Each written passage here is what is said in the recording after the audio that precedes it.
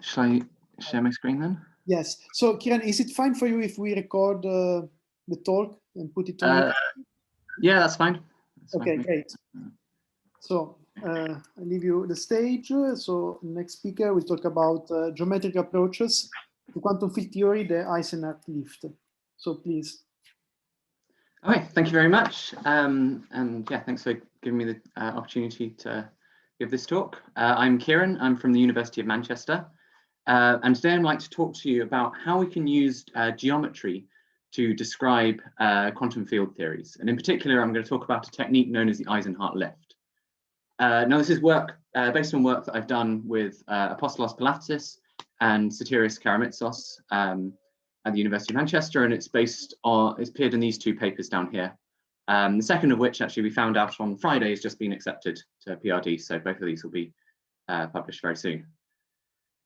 Now, before I get into the details of the Eisenhart lift, I'd like to start by talking about why we might be interested in describing quantum field theories geometrically. And so to motivate my talk, I'd like to present you this beautiful description of Einstein's theory of general relativity. Now, what Einstein showed that was so amazing was that the force of gravity that we're all so used to dealing with is actually not a force at all, but just a consequence of the fact that we live in a space-time that is curved. And so the force of gravity is actually can actually just be described in terms of geometry of the space-time around the Earth. And I'm sure I don't need to explain to this audience just how influential this was. I mean, Einstein's relativity has revolutionized not only how he talked about gravity, but also how he described the universe around us. And we now use geometry to describe everything from black holes to the origins of the Big Bang Theory and the origins of the universe as a whole. But it turns out that gravity is not the only force that can be described in terms of geometry. Just a few years after Einstein's general relativity, a man named Luther Eisenhart actually showed that, in fact, any force, any conservative force, can also be described in terms of geometry. And this is through a process which is now called the Eisenhart lift. Now, because the Eisenhart lift isn't that well known, and because it's going to form the basis of the rest of my talk, I'd like to go over it in a little bit of detail, how it works. So we're going to look at a particle, just a classical particle, subject to some conservative force. So it's going to have a standard kinetic term here and a standard potential term. The potential term will be the source of the conservative force. And when you apply the Euler-Lagrange equations to this, you get the equation of motion, which is essentially just Newton's second law, slightly modified by the existence of this term. But this term is only there because I've allowed this particle to be in a more generally curved space. With a metric Gij, if this particle was in Euclidean space, we could just replace this Gij by the Euclidean metric delta Ij. This term would vanish and we just get straightforward Newton's second law. Now, what Eisenhart showed was, in fact, there is an alternative description of this system in terms of a completely free particle moving in a higher dimensional manifold with one extra dimension, and a metric given by Ig, capital G here, where this m is just a arbitrary mass scale just introduced to keep the dimensions consistent.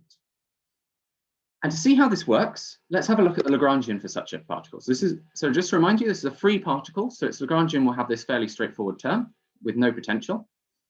And we can write this explicitly in terms of the original coordinates and this new coordinate y that we introduced.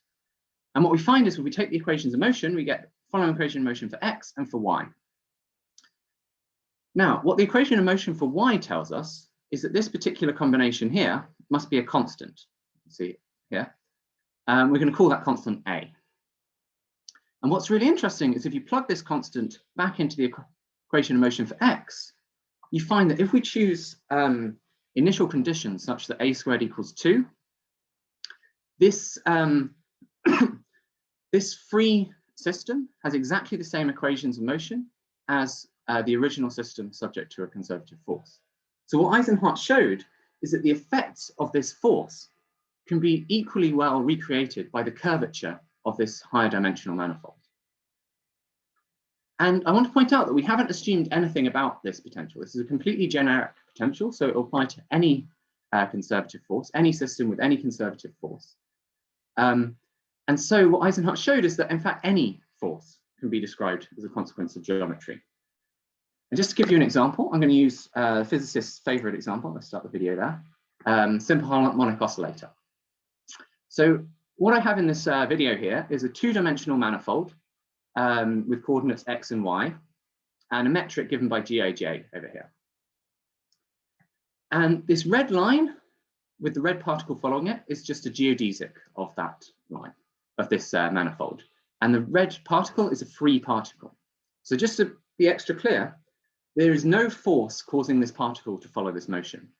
The only reason that this motion is slightly wiggly is due to the curvature of this two-dimensional manifold. But what we see is if we project this motion down onto the x-axis, which is the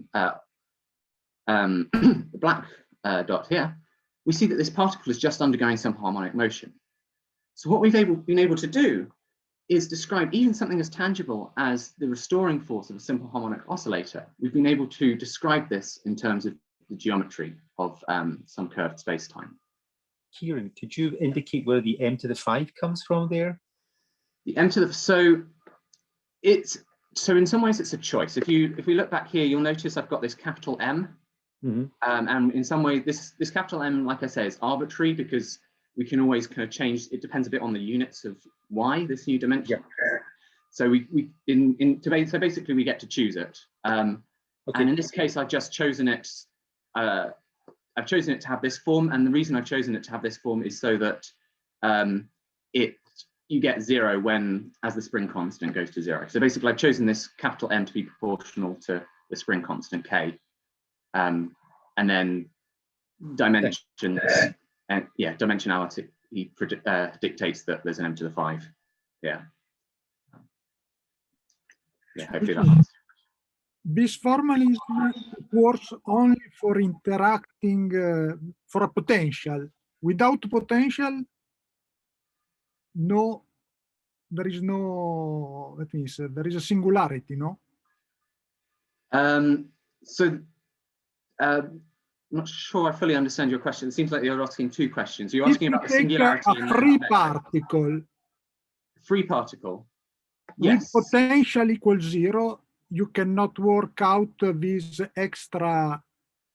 Yes, extra coordinates. Yeah. Okay. If you tried to do the Eisenhart lift on a free particle without a potential. Exactly. So it doesn't exist. It does. Yes. Okay. But if you've got a free particle, then you don't really need to do this because your motion's already dictated by geometry. The idea here is to have a system that's dictated purely by geometry. You want your end result you want as a free system. Also, the singularity goes away if you do this in the Hamiltonian formalism as well. That's a good point. Which there is no singularity. That's what I want to stress. It's a bit detailed, but yeah, the singularity it's a coordinate singularity. Okay. It actually that was the other point. Yeah, it's a coordinate singularity. I mean, you can see it looks like there's a singularity in the metric, but you can see this particle. No problem. Exactly. Just follows it, no problem. Okay. Thank you. Okay. So yeah, this is the Eisenhart lift in the kind of Eisenhart's original formulation. And what I'd like to do now is talk about some of the quantum aspects of this mechanism. But before we do that, turns out insightful to reformulate this mechanism in the Hamiltonian formalism. So we're going to do that by introducing canonical momenta pi and pj for the x coordinates and a py for the y coordinate. And you won't be surprised to find out that it works just as well in the Hamiltonian formalism. And we get the equivalence of the lifted system and the original system. But what you learn by writing it in the Hamiltonian formalism is that this constant that we've been calling A is actually nothing but the canonical momentum conjugate to this new y dimension. And so we see actually that this canonical momentum is a conserved quantity of the system, and is a constant of the motion. And this will be really really important when we come to quantize. So yeah, make sure you remember that. Okay, let's go ahead and quantize. And we're going to quantize in the canonical quantization method. So we're going to promote the coordinates and canonical momenta to operators, promote the Poisson brackets to commutators. And the most important thing I want you to notice is the fact that everything involving y commutes with everything involving x. And so this new dimension that we've introduced and all the original dimensions are completely compatible with each other in the when we come to quantize. And so a measurement of one will never influence the measurement of the other. And this is important because when we come to project down to look at the x, this tells us that we can do that without there's no kind of interference between these two terms. Okay, so now that we've quantized, let's have a look at the Schrödinger equation. So here we have the original Hamiltonian and the lifted Hamiltonian in as an operator, and these lead to the following two Schrödinger equations. And just to point out, for simplicity, I'm assuming now that we only have one initial one x coordinate, just to simplify the algebra of it. So I'm reducing down to an initial system that's only one dimensional. Okay, so now it'd be good to solve this listed Schrödinger equation, and the best way to do that is to use separation of variables. So we're going to take this capital psi and assume that we can separate. If I could, just a quick question. So again, in the lifted Hamiltonian, you have this extra parameter, capital M. Yes. These are equivalent formulations. So again, how do I interpret M? That's a very particular choice, depending on little m. So capital M, capital M is you can interpret it as the units of y, as kind of your natural unit in the y direction. It is pretty arbitrary, this m, because for any value of m, you can always rescale the coordinates using y. So to be honest, the only reason I introduce m is so that I can use dimensionful coordinate. I can call y a dimensionful coordinate. You could do all of this by using a dimensionless coordinate y, and then you wouldn't need an m. I see. Thank you. But because I want these dimensions, I want to think of this as a physical system with with this y to be a physical coordinate. I want it to be dimensionful. And that's why I've introduced this m. Yeah, but it's the square in relation to py and only m in relation to px. Yeah, so little m would be the mass of the particle. So little m you don't have freedom over, but capital M is, because little m appears in the original system, and it's just the mass of, because we're just talking about a quantum particle now. Thank you. So this is just particle. This is not we're not doing field theory yet. So this is just the mass of the particle, which is why it appears in the Hamiltonian. Does that answer your question? Anything else? Oh, that's good. Thank you. Okay, thanks.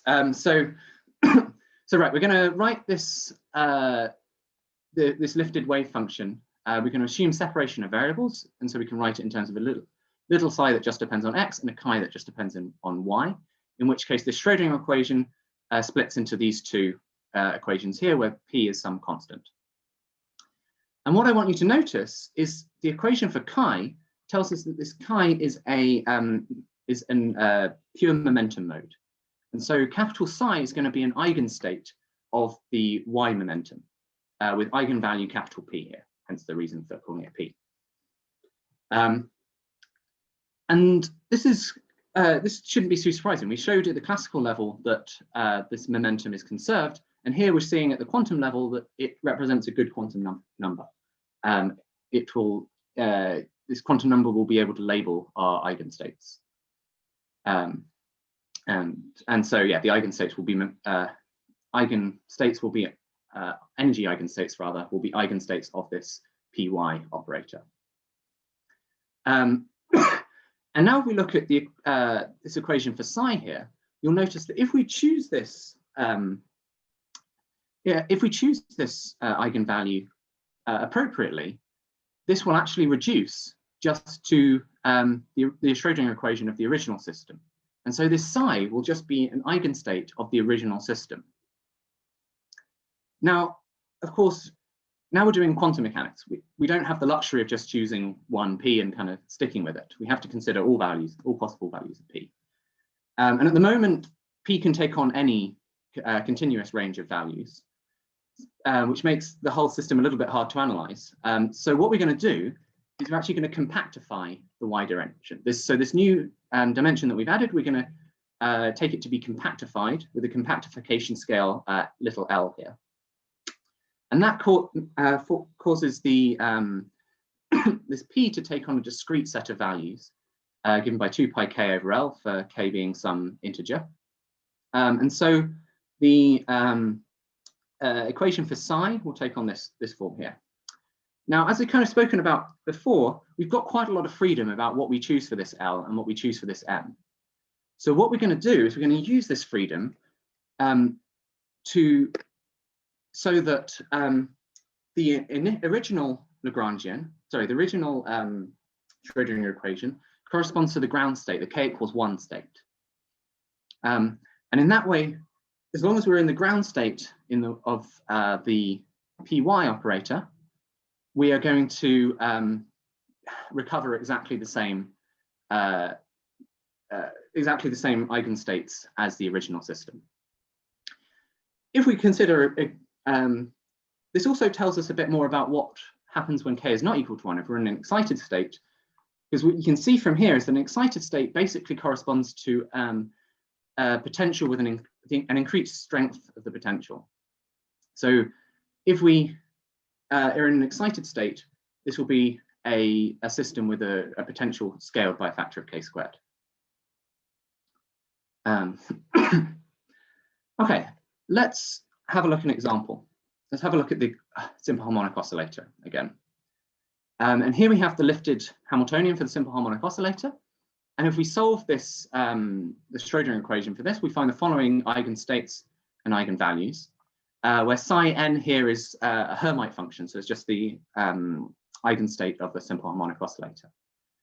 And as you can see, we have the if we're in the a k=1 state, we have exactly the same spectrum as the original system, the simple harmonic oscillator. But if we're in an excited state, we have a kind of then all of our eigenvalues are scaled by some factor of k. Now, what's interesting is even if we're in an excited state, we could always choose a different units of energy. We could scale our units of energy by a factor of 1 over k, and simultaneously scale our units of distance by a factor of k, and we'd again get back to the same spectrum of the harmonic oscillator. And so what this tells us is that from an observational point of view, there's actually, if you just have this one state, or this one particle rather, there's actually no, you cannot tell. You can't tell if you're in a, you're in the ground state or an excited state of k, because changing units won't affect any observables. And so really this shows that we do have an equivalence of these systems even at the classical level, so even at the quantum level. Okay, so that kind of sums up what I wanted to say about classical mechanics and quantum mechanics.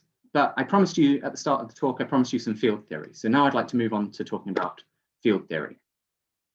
Because it turns out, as my collaborators and I showed a couple of years ago, that you can actually apply the Eisenhart lift to field theories as well. And you can apply the Eisenhart lift to any field theory, whether fermion, vector, scalar field, whatever. But for the sake of simplicity, I'm only going to focus on a simple field theory with a single scalar field with a canonical kinetic term and generic potential here. And plug this into the Euler-Lagrange equation, we get a very simple equation of motion here. Now, it turns out in order to apply the Eisenhart lift to a field theory, we don't want to introduce a new space-time dimension, but rather a new field. For those of you who are familiar with the field space interpretation of quantum field theories, we're extending the field space rather than extending the space-time. And it turns out the field we should introduce is a vector field, which is called, which I'm calling it B mu here. And by introducing this new vector field, it turns out that we can write down a Lagrangian that is purely kinetic. Notice that there's no potential term in this Lagrangian whatsoever. So we can write down a purely kinetic Lagrangian that gives exactly the same dynamics as the original theory. And to see how that works, we can have a look at the equations of motion again. And here we have the equation of motion for phi and for B mu. And what we see is that the equation of motion for B mu tells us that this particular combination here is a constant, which we call A, just as in the classical mechanics case. And if we plug this into the equation of motion for phi, we find, again, if we choose boundary conditions such that A squared equals 2, we recover exactly the same equation of motion for phi as the original system. And so this lifted theory with no potential and the original theory with a potential will have exactly the same classical dynamics. Now, back in 2018, when we first studied this, we could only show the equivalence of these two theories at the classical level. But in our latest paper, the one that was accepted on Friday, we started to explore the quantum equivalence of these two theories. So that's what I'd like to share with you now. But again, before doing that, it's helpful to reformulate the Eisenhart lift in terms of the Hamiltonian formulation by introducing conjugate momenta pi phi for the phi field and pi 0 and pi I, for the various components of the B mu field. And again, you won't be surprised to learn that it works just as well. And the equivalence, the classical equivalence, works just as well in the Hamiltonian formalism as the as in the Lagrangian formalism. But what we learn by formulating in the Hamiltonian formalism is that this constant we call A is actually the conjugate canonical momentum conjugate to B0, this pi 0 momenta here. And this pi 0 is conserved both in time but also in space. This with d mu pi 0 equals 0. We also discover that the conjugate momentum to the bi, so this pi I, is 0. And essentially these the spatial components of B are auxiliary fields because they have no conjugate momenta. And so yeah, these points will be important to remember when we come to quantize. So let's quantize it now. And we're going to promote all of the fields and momenta to operators, and that gives us this Hamiltonian here. And again, for simplicity, just to simplify the algebra going forwards, I'm going to switch from a generic potential to a specific m squared phi squared potential. So I'm just looking at a massive scale. The original system now is just a massive scalar field. Now we can actually simplify this Hamiltonian somewhat. As we showed before, pi I is 0, so this pi I operator acting on any state in our Hilbert space will give 0, so we can get rid of it. Similarly, this pi 0 is a constant, and so this term is a total derivative, so we can ignore that as well. And that gives us a slightly simplified Hamiltonian to analyze. And it turns out that just as with that, just as with the massive scalar field, this Hamiltonian can be analyzed in terms of creation and annihilation operators. And these are slightly modified from the original ones, basically by the introduction of this pi 0 operator, appearing both in the definition of the operators and also in their commutation relations. Other than that, they're basically standard creation and annihilation operators. Now, what's really interesting is, as we showed on the previous slide, at the classical level, pi 0 is a constant of the motions, both space and time. And this also persists to the quantum level. And we can show this explicitly by showing that pi 0 commutes both with the Hamiltonian and with the momentum operator. And so pi 0 is so any state in our Hilbert space will be an eigenstate of pi0 with an eigenvalue that is constant in both time and space. And what this tells us is that when we act these operators, when we act these commutation relations on any state in our Hilbert space, this will this pi0 operator will just give us a constant, and so they will just be scaled by a constant, and this constant basically rescales the mass of this particle in this example. And so what this tells us is that this eigenvalue, this pi0 eigenvalue, is going to essentially dictate the mass of the scalar field. Now, this is interesting enough if you just have a single eigenstate, but what about if you have a superposition of many different eigenstates with different values of pi0? Now, because these different eigenstates are orthogonal to one another, you can kind of think of them as separate universes. They're completely separate states, evolving completely separately. And in each of these universes, you'll have a different value of pi0, which will lead to a different value of the mass. Now, in this simple example, that's not that interesting because you could always rescale units to change the mass to whatever you like. But you can think if there was a more complicated example with potentially more Eisenhart fields, more of these pi0 operators. You could actually have different relative masses in different universes, and this could lead to an ensemble of universes with potentially completely different physics, often known as a multiverse. And there are plenty of, and so to think of, there are some possible applications of this. So I'd just like to highlight a couple of possible applications of this multiverse. One, possibly the first one that you think of is if we could apply this to, so we could Eisenhart lift the cosmological constant, we would end up with an ensemble of universes, each with a different value of the cosmological constant, which would give us justification for using Weinberg's anthropic explanation for the cosmological constant problem. Second possible application of this is for the gauge hierarchy problem. What we could, if we Eisenhart lifted the Higgs mass, then the Higgs mass would be set by one of these pi0 operators, by the eigenstate of one of these pi0 operators. And this would give us a completely new outlook on the gauge hierarchy problem and potentially could come up with some novel new solutions.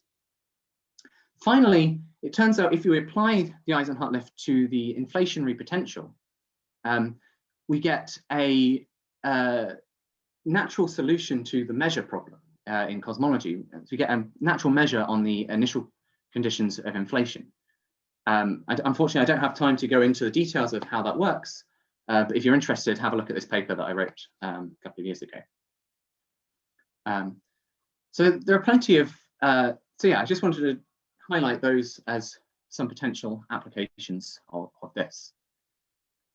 So with that in mind, let me close my talk by just summarizing what I've said so far. The Eisenhart lift shows that any conservative force can be described equivalently by the curvature of some higher dimensional manifold. And I showed you this was true both at the classical level, but also at the quantum level as well. If we apply this to quantum field theory, then we saw that any quantum field theory, any potential term in a quantum field theory can be equivalently described by the kinetic term of a new vector field. And what we saw is, although there's one-to-one relation here at the classical level, at the quantum level, we actually get a kind of many-to-one, where we end up with an ensemble of different universes with a different values of this eigenvalue pi0, and these different universes could have completely different physics. And finally, I mentioned some possible applications of this: the cosmological constant problem, gauge hierarchy problem, measure problem, and inflation. What I think is really exciting is I don't know all the possible applications of this. The Eisenhart lift gives us kind of a new way of looking at quantum field theories. And as we've seen plenty of times before, not least with Einstein's general relativity, whenever we have a new way of looking at problems, new solutions present themselves. And so what I'm really hopeful is that by looking at this, we'll be able to find new solutions to problems we never would have thought of otherwise. Thank you very much for listening to my talk. Happy to take some questions now. Thanks a lot. It's a very interesting talk. I would start from the questions in the chat. So there was a question by Predrag Cvitanovic. He asked, what about the time reversal symmetry? Is still there in the framework? Time reversal symmetry. He asked this at the beginning while you were doing this in classical physics.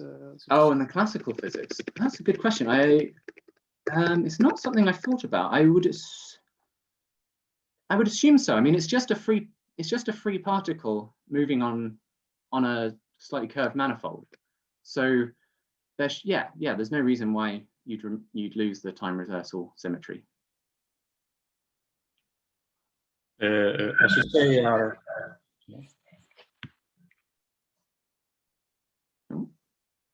I want to talk a little bit. Yeah, I think the question was when you discussed the quantum mechanics aspects, and what you are doing, you are finding the spectrum of the Schrödinger equation, the time-dependent Schrödinger equation, and then there is no issue of time reversal symmetry. Yeah, so at the moment we've looked at the time independent Schrödinger equation, but this also works looking at the time-dependent Schrödinger equation, and yeah, you've got no, like Apostolos says, we have no issue with the time reversal symmetry. Okay, then there was a question by Vahid Kamali that had to leave, but maybe we'll see this video on YouTube and we'll see the answer. So when you discuss the Hamiltonian formalism in quantum field theory, he asks whether the parameter A equal constant is not the only gauge possibility. So this B mu is a vector field, but it's not gauged. It's not a gauge field. There's no gauge symmetry here. Okay.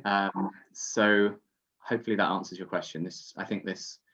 The only possibility would be from kind of, if you did Lorentz transformations, then it would be obviously might not be pi zero.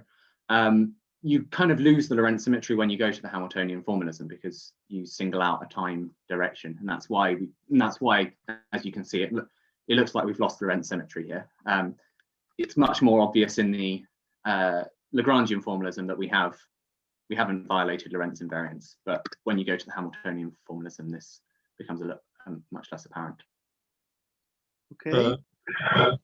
Perhaps I should also clarify here that B mu is a vector field in the fundamental representation of the Lorentz group, but in a global Lorentz group. Okay, there is not gauged. Okay, it's not. Yeah. It's a singlet. It's a gauge singlet, let's say, but it's a vector field. Okay. So Michele Redi asks about last part. Is this related to unimodular gravity, where the cosmological constant is not fixed by the Lagrangian and becomes an integration constant? I'm afraid I don't know much about, well, I don't really know anything about unimodular gravity. I don't know. I wouldn't have thought so, because it's kind of different, because here your cosmological constant in the Lagrangian formalism, basically it would be, you can think of, in this term it would be, but with a constant potential here, well, just a constant here. But I'm afraid I'm not familiar with unimodular gravity, so I'm not sure if that is the same or not. I'm happy to be proven wrong. I think unimodular, okay. Unimodular Lagrange gravity is the determinant of G is equal to 1, right? That's right. So this is only the deformations, or what it is called, the diffeomorphisms, such that not all the set of diffeomorphisms, but only the sets of diffeomorphisms that leave G equal 1. Unfortunately, what you have discussed here is not gravity yet, right? Yes, this to is do not gravity. You need to do the other part of your PhD. I mean, this works perfectly fine in gravity. I've just, for simplicity, I've used a flat background. Again, if you look at this paper, we do actually do it for a generic curved background, we take into account the curvature of space-time. And I think basically all the pieces to do it in gravity are there. It's just a matter of putting it all together. The difficult part is quantizing. Of course, yeah. So there's Ibere Kunz asks, is the field theory Hamiltonian bounded? It seems that the negative term would cause problems for quantization. So the negative term, what? So we're looking here. Is it? So is the pi 0 as the minus? Is that one? Yeah. Yeah. So the third term, it looks like it would make the Hamiltonian unbounded from below. Yes. So it's unstable. So, well, this third term is a total derivative. Because pi 0 is a constant, this third term is a total derivative.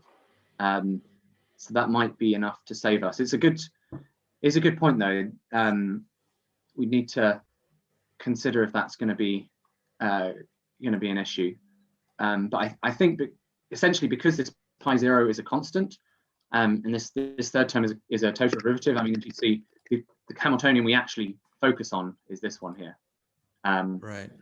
Also, because something I actually only thought about today, and we might need to look into it, because these BIs are auxiliary fields, it may be possible to kind of integrate them out, and we'll need to see what. And that would be another way to look at what Hamiltonian you end up with after that, whether that still has this negative term or not. Okay, thank you. So we continue with Stefan that raised his hand. Thanks. I've got a technical question. So the singularity that you introduce, if you go back to the classical problem with this 1 over x to the 5, I'm puzzled by that from a differential equation standpoint. So let's have a look. Yeah. So essentially, it's from, you can have a look at, because the equation of motion for y here, because it forces this to be a constant, you see that every time v goes to 0, y dot also goes to 0. It's interesting. And so if you in the Lagrangian and any kind of equations of motion or anything like that, these you won't always get, whenever you get a 1 over v, you also get a y dot. And so in terms of solving this, so you could interpret this as a DAE, a differential algebraic equation, because you've got a differential equation on a submanifold because you've got this algebraic constraint. Yeah, I guess so. Yeah, it's interesting. So maybe that's a way for me to think about it, because that would cure the thing. Another way to think about this is it's basically the inverse of Hamiltonian reduction. So if you're familiar with Hamiltonian reduction, where, for example, you've got a free particle orbiting something and you fix its angular momentum, you get what looks like a force. This is exactly the opposite of that. So yes, I think I'd agree. So if you put it in the Hamiltonian form, and in the state space, it's an algebraic constraint. So it is a DAE, if you like, in the Hamiltonian sense. The other way, also, to kind of second what Soterios said earlier, in the Hamiltonian form, it looks a lot nicer. You don't get this similarity, because in the Hamiltonian formalism, this v appears in the numerator. So in some way, it's nicer. It looks nicer in the Hamiltonian form. Yeah, it feels like it's the more natural approach. It does. It does. Even though they're the Lagrangian was, well, that was the way we originally found it, and I like the Lagrangian because it has this very good geometric interpretation. No, I love that. I think it's I love the idea. Thanks for sharing it. Oh, you're welcome. Super. So Ivano Basile. Yes. Hi. Thanks first of all for the very interesting talk. I also subscribe to this opinion that this idea is very, very interesting. I was wondering, so it seems to me, at least in the quantum mechanical case, you focus on the Hamiltonian, the canonical formalism, right? Yeah. But to me, the Lagrangian version is much more suggestive, because it would seem that if I naively take this classical lifted system and I just quantize it using the Lagrangian, or path integral, if you will, formalism, it would seem to me that it would take us right into the realm of nonlinear sigma models, which is very rich in geometry, and it has lots of standard results. So would you think it would be fruitful to do such a thing? I mean, for instance, the RG flow of such a model would be directly related to geometric flows and the like. I mean, what do you think? Do you think this would give different results, or in any case? So this would essentially be a one-dimensional nonlinear sigma model, right? Because you're thinking about a nonlinear sigma model in terms of scalar field theory, right? Yeah, I mean, say you take a scalar field with a potential. Yeah.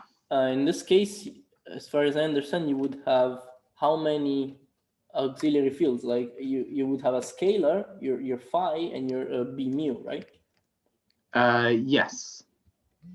So you would have something like d+1 dimensional space of fields. But if you note it, so there's kind of two parts to this answer. Let me go forward to the where is it? This one. Yeah, exactly. So what you'll notice is this is not a nonlinear sigma model, because the if you look at how the indices are contracted, this is not, you can't write this in terms as a kind of standard nonlinear sigma model. That's true. In multiple dimensions. There is an exception. If you've only got one space-time dimension, then this b mu becomes a scalar field. And then it does work. So and in fact, only in that case. In fact, in that case, you have a kind of very close analogy between the scalar field theory and the original classical system, the kind of quantum mechanics particle system. In fact, it's direct analogy. It's just you replace coordinates with fields. So at least in that case, it would seem that a quantum mechanical system in 0+1 dimensions, or even in general 1 dimension, could be described as a two-dimensional, like a sigma model on a worldsheet. I think that would be an interesting way to go about quantizing it. But of course, then you're limited to 0+1 dimensions. You would have to contend with the curvature of the field space, though, which is something. It doesn't make it impossible, of course. This makes it that you have to be very careful. Yeah, I mean that's where the richness of the idea would be. Yeah, absolutely. Perhaps here I should comment that the nonlinear sigma model was the precursor of other ideas similar with Karp field spaces, like the ones which you consider like the Vilkovsky-de Witt effective action, which is a kind of path integral formulation for that kind of theories. But as Kieran said, we have this kind of abstraction, which cannot be easily applied in that kind of formalism, in the path integral formalism. And once we, but this does not mean that we cannot have a path integral formulation, but needs a little bit more thinking. Just to add one more comment to that, if you're interested, have a look at this paper. In this paper, we did go into a bit of detail about how to interpret these b mu fields and how this relates to a kind of non-linear sigma model. And this is why I know it's not exactly the same. There is a difference here, but we kind of talked about that in a bit more detail in this paper. So yeah. I see. Thanks a lot. There's a question from Sven.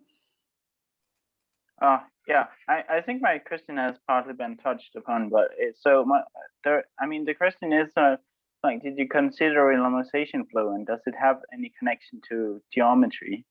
And and the other question is like, you have this. I think in the quantum mechanics, your geometrical view was more clear, whereas in the classical field theory, what is the geometry and interpretation of writing this M4 over V? Okay. You could just couple a vector to your theory. So how is that geometric? How is that making your theory more geometrical than it was? There are two questions. Sorry. Okay. Yeah, it's two questions. Let me start let me start with the second question, if that's all right. How does this make it more geometric? So I don't know how familiar you are with the field space interpretation of quantum mechanics, sorry, quantum field theory. But if you, so in 0+1 dimensions, the connection is very, very strong. In 0+1 dimensions, you basically have a field space, and your equations of motion are the geodesic equation of the field space. That's in 0+1 dimensions. In higher dimensions, yes, but sorry, just to add to that, it's only a geodesic of your field space if there is no potential. Basically, in any theory, the field space metric and all the geometry of the field space comes only from the kinetic term, not from the potential term. Now, for the lifted theory, when you have this B mu, so this is the main reason why we wanted to replace a kinetic term with a, sorry, potential term with a kinetic term, because kinetic terms have these field space interpretation. When you introduce field space for B mu, the connection between the geometry of the field space and the equations of motion is not so strong, because it's not quite as straightforward. But there is still a connection there, and you still can define a field space metric, which would come just from the kinetic term. And you can, there's kind of various ways you can interpret this. Again, we go into a lot more detail of that in this paper. Essentially, you can think of 10 metrics. Well, you can, with this form, you can think of 10 metrics, one for each combination of mu nu. So you've got 10 field space metrics. And you get, there's a very close relation between the geodesic equation of each of those 10 metrics and the equation of motion. There's also a connection between, which I didn't have time to talk about, there's a connection between Noether symmetries of this theory and killing vectors of the field space manifold. So that's another aspect of this geometry. So it's not perfect by any means, certainly once you get to higher dimensions, but there is still this connection there, and that's why that was kind of the original. Also, that was the original motivation for this, but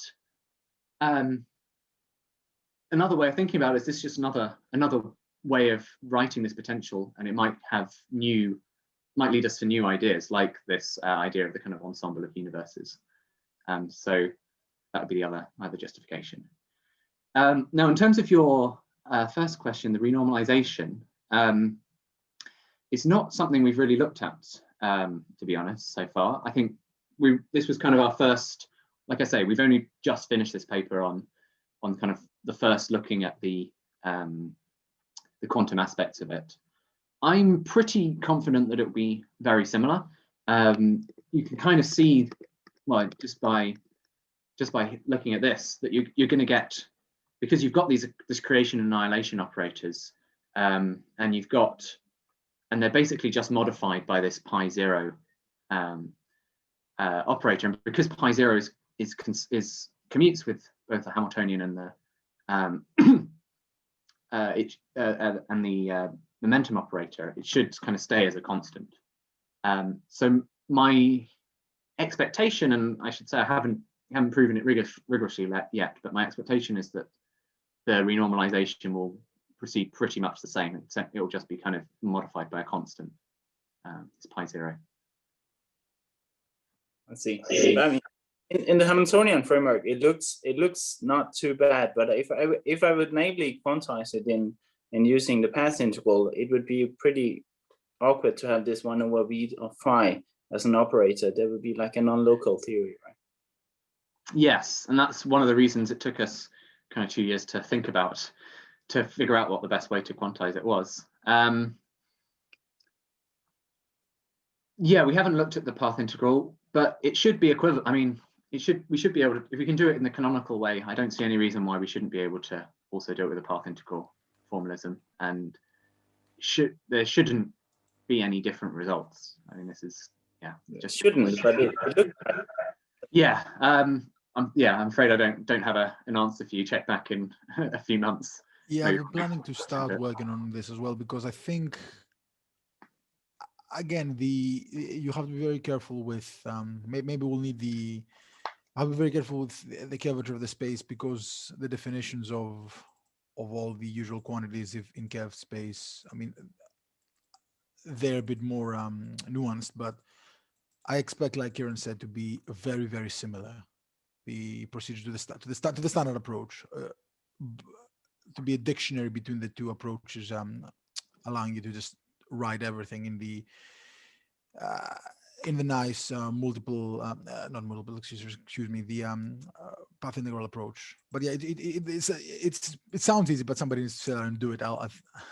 It's one of my it's kind of I was planning to kind of do it, but I've kind of let it go because of busy with other projects. But I'm sure it will be illuminating to see it in that way. Yeah, thanks a lot. Thanks a lot. It was a nice talk. Okay, so I don't see other questions, but I wish to thank, unless someone has a last second question. Final question. Okay, yeah, please. Do you know how to geometrize a Yukawa? Do we know how to use? I know how to do. It's a good project. I know how to apply the Eisenhart lift to a Yukawa. I think we have we do know how to construct a field space for these kind of vector fields and Yukawa interactions. So yes, in terms of how close the relation between the geometry of the field space and this Yukawa term will be remains to be discovered, but you could certainly apply the Eisenhart lift to a Yukawa term. There's no problem there.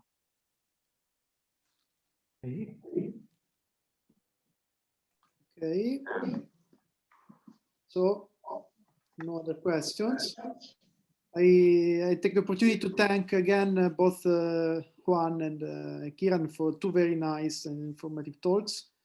We had a lot of discussions, and I say goodbye and see you next time for the next seminar.